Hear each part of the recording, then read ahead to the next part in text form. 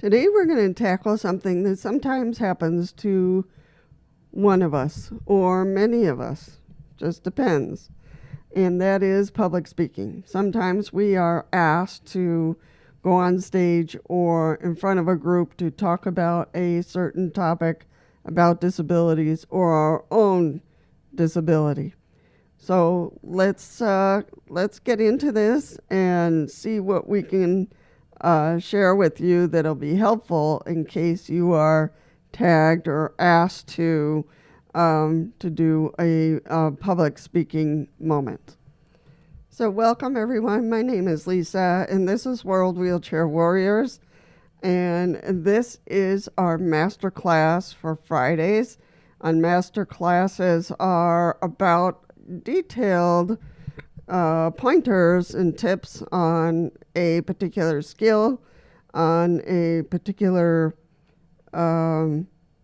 situation in which you might need some details on how to do something as a wheelchair user.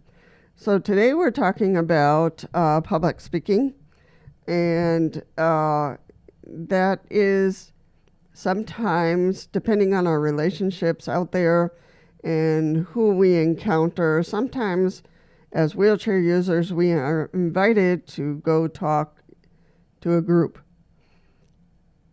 Some of us just say no right away. You're not the person, you don't do public speaking, and that's it. But you know someone who can. But deep down, you would like someday to do public speaking, but you just don't know where to start. So again, as wheelchair users, we become ambassadors, we become educators, we become, representatives, unfortunately, of the disability community. And of course, we can't represent everyone. We can represent, ourselves, and we can speak a little bit on wheelchair users, but we're also different, and people out there don't know it. So that's also important to be able to talk about. So what should you do if you feel enough courage and you feel like you have enough support to help you prepare something for that group, then go for it. And each group is going to be a little different. It could be a manager inviting you to their clothing store, for employees to listen to someone with a disability and how important it is to get accessible clothing, or to how to organize a store for wheelchair users, or how important it is to have people with disabilities at their store, working or volunteering, so that, every group is going to be a little different. And, going to a school, talking to teenagers, or going to the fire department, talking about emergencies and what wheelchair users might need depending on, the neighborhood, the incident, all those kind of things. So each group is going to be different, and that's going to require some preparation on your part. And the question is how to keep that group, how to keep the group's attention. You don't want to go too long, you don't want to go too short, and you want to leave space for questions. So, I always keep it, when I've spoken in public a few times, I usually keep it to about half an hour, 30 minutes or 20 minutes, and then the rest of the minutes for questions, because I'm hoping that I nailed what the coordinator wanted or the manager wanted or was looking for, and then open it up to questions just in case, I missed one thing or the other, to talk about, my experiences. Storytelling is what people love, and everybody kind of hooks into storytelling, except for those who are very analytic. They are the exception. But for the most part, people follow stories. You don't want to do too much storytelling, but storytelling helps a lot. It tells them, what your experience was, how you felt, how other people reacted in the story. So hopefully a true story. um, but yeah, I tell brief stories in my videos, and you've heard my experiences here and there. And it's a short story, and then I continue on with the important part of the video for you. So if you want to do public speaking, I would say go for it. Practice a bit. Ask the coordinator or the manager or the director, whoever invited you to talk to a group, what are they looking for in the talk? Sometimes they don't even know. So then that gives you some freedom to prepare something for that group based on age, based on, the background of the invitation. And, how do I dress, Lisa? How do I show up? And always dress casual, kind of business casual. But it can be sportsy as well. But I wouldn't overdo it, dressing up. And just be yourself. That's one of the key things here in public speaking, is to be yourself. Nobody else. Don't try to be Sean Cano or myself or anybody. Just try to be yourself, relaxed as possible. Public speaking is always, one of those things that is, I get a little nervous. I don't know about you, but I get a little nervous. So if any of you have been invited, let's say you've been invited to talk to a young group who is hoping to get involved in sports, in wheelchair competitions, and you don't do anything of that, but someone who is, it's a friend of yours, and the two of you can prepare something together and just ask the coach or whoever if you didn't mind if you brought another friend who really is in sports, and you can do the talk together, and they'll probably say yes, the more the merrier. So that's one thing you can do. So you don't have to do the talk necessarily by yourself. And it can be to another group if you want to do the talk together with someone.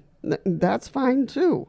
And sometimes that's really helpful to feel that support. You're less nervous if you're doing it with someone else. So, and they might have a different wheelchair than you, and that also opens up the opportunity to talk about the difference between the wheelchairs and why you have one wheelchair and that person has another wheelchair. And that's important for them to learn as well. So we truly become a key in educating the community, in small pieces of the community, but educating. Because sometimes people have never spoken to someone in a wheelchair, never. And it's all foreign to them, absolutely foreign. They've seen wheelchair users at a distance, or they've seen a grandma in a wheelchair, but they've never seen a younger person in a wheelchair. And why, if you're so young and you look strong, why are you in a wheelchair? You look fine.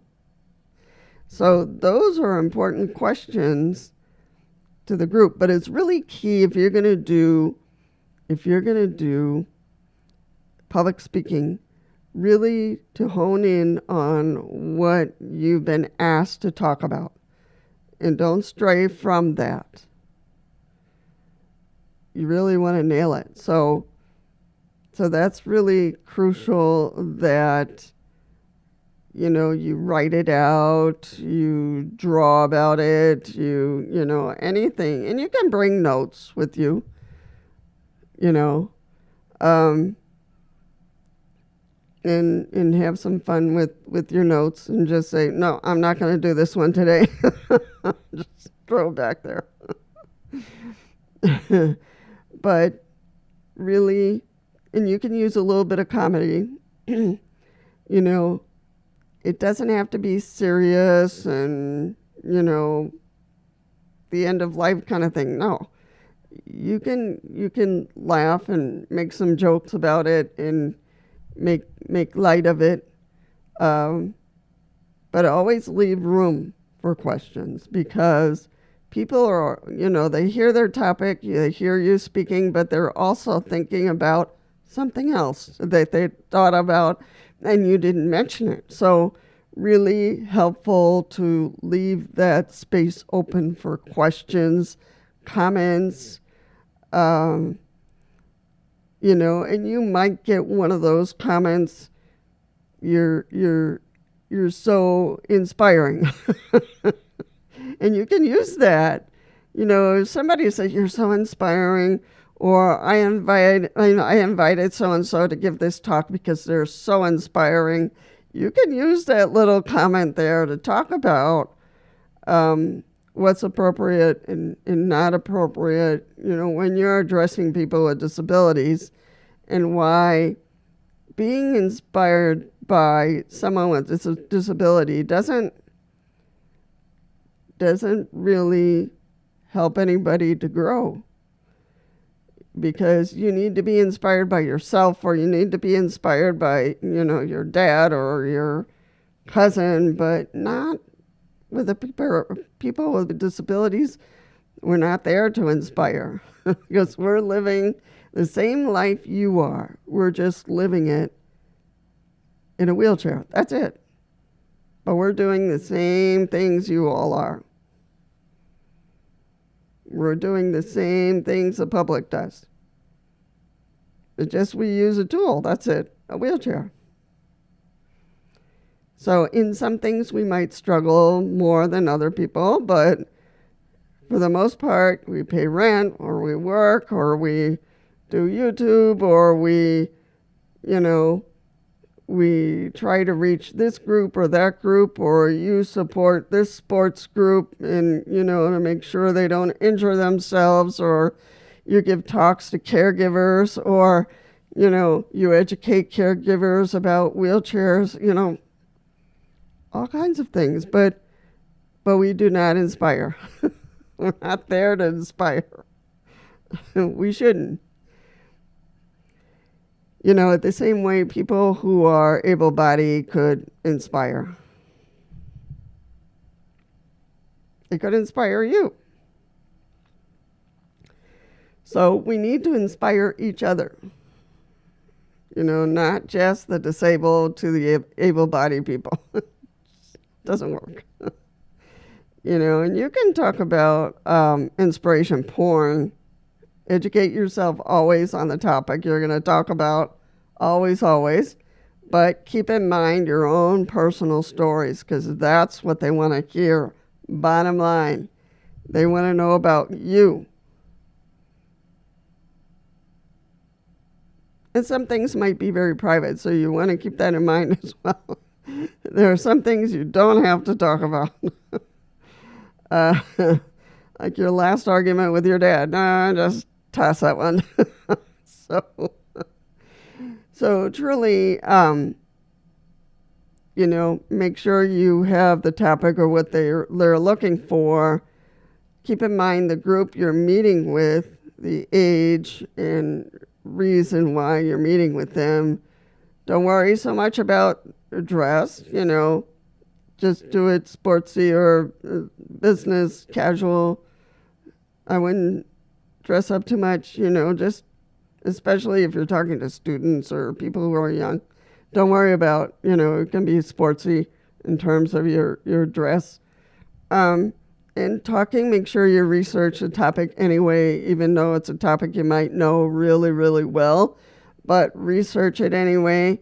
Make sure you have some other side notes on it, and your story. How does your story fit in there? So I'm really hoping that this master class on public speaking helps. Some key pointers. If this is the first time you've been invited or second time you've been invited to talk to a group, and consider it an honor to do that and an opportunity to educate XYZ group. I'm always hoping and waiting for an invitation here or there to be able to talk to a group, because I know that that's my opportunity to educate to the best of my ability so that they can understand wheelchair users better. So let's try to get invited, you and me. So, and perhaps you feel like you're not that kind of person, and that's fine too.